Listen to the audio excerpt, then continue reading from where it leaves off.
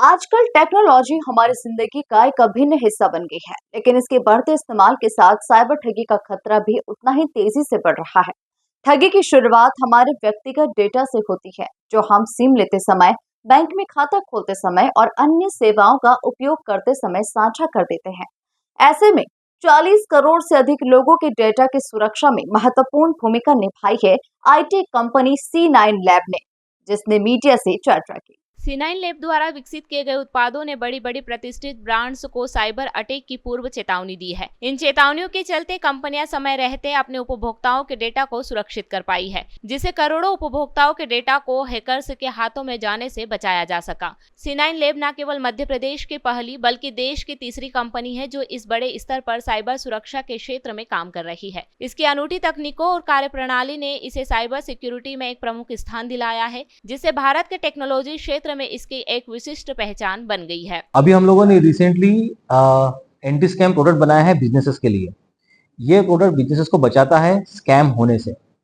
अभी रिसेंटली हम लोगों ने, जो हमारी साइबर सिक्योरिटी टीम है, इसने लगभग 40 करोड़ भारतीयों का डेटा हैक होने से बचाया। बड़े बड़े प्लेटफॉर्म जैसे जियो, गूगल, एप्पल, सोनी, लिनेवो, इनके प्लेटफॉर्म पर इनके एप्लीकेशंस में जो वल्नरेबिलिटीज थी, जो कमियां थी, उनको आइडेंटिफाई किया, उन्हें रिपोर्ट किया और उन्हें सॉल्व भी करवाया। तो इस तरीके से ये जो जितनी भी वल्नरेबिलिटीज थी, इनको क्लोज करके हमने लगभग 40 करोड़ भारतीयों का डेटा हैक होने से बचाया है। और मैंने जो अभी आपसे कहा, ये जो प्रोडक्ट है हमारा बिजनेसेस के लिए एंटी स्कैम प्रोडक्ट, ये क्या करता है, ये अभी आप लोगों ने देखा होगा कि बहुत कॉमन स्कैम होता है कि आपकी जो वेबसाइट है उसकी एक डुप्लीकेट वेबसाइट बना ली जाती है, चाहे वो बैंक हो, चाहे वो कोई भी कंपनी हो, उसकी डुप्लीकेट वेबसाइट बनाते हैं स्कैमर, और जो आम जनता है उनसे उनके क्रेडेंशियल्स लेते हैं या फिर उनके साथ में धोखाधड़ी करते हैं इन वेबसाइट्स के थ्रू। तो हमारा प्रोडक्ट क्या करता है, इस टाइप की डुप्लीकेट वेबसाइट्स को इंटरनेट पे डिटेक्ट करता है, रिपोर्ट करता है और डाउन करता है। सिर्फ वेबसाइट ही नहीं, सोशल मीडिया हैंडल्स और मोबाइल एप्लीकेशंस को भी डिटेक्ट करता है और उन्हें भी डाउन करता है। इसी के साथ साथ हम लोग डार्क वेब पे भी काफी कुछ काम करते हैं। जितने भी साइबर क्रिमिनल्स हैं, वो जो डेटा लीक होता है वो डार्क वेब पे ही सेल करते हैं। तो हम लोग डार्क वेब को कंटिन्यूस मॉनिटर करते हैं। अगर किसी भी कंपनी का डेटा वहां पर लीक हो रहा होता है तो वो इन्फॉर्मेशन हम उन कंपनीज तक पहुंचाते हैं। और अगर कोई डेटा लीक हो गया है, अगर उसमें उनके यूजर नेम पासवर्ड भी लीक हुए हैं, तो वो इन्फॉर्मेशन भी हम कंपनी को देते हैं।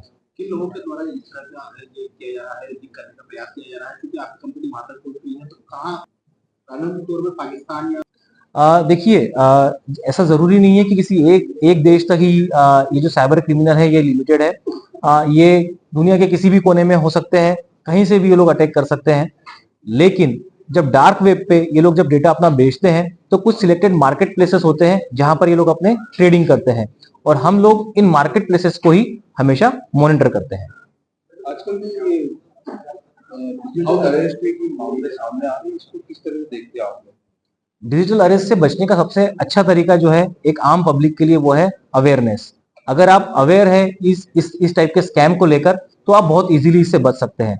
और अगर हम बात करें कि स्कैम होता कैसे है, डिजिटल अरेस्ट होता कैसे है, तो इसकी जो रूट कॉज है वो ऐसा होता है कि ये लोग क्या करते हैं कि आपको एक नोटिस भेजते हैं, और नोटिस ऐसी जगह से, ऐसे ईमेल से आता है जिससे कि आपको लगता है कि हाँ, ये उस पर्टिकुलर डिपार्टमेंट से ही आया है।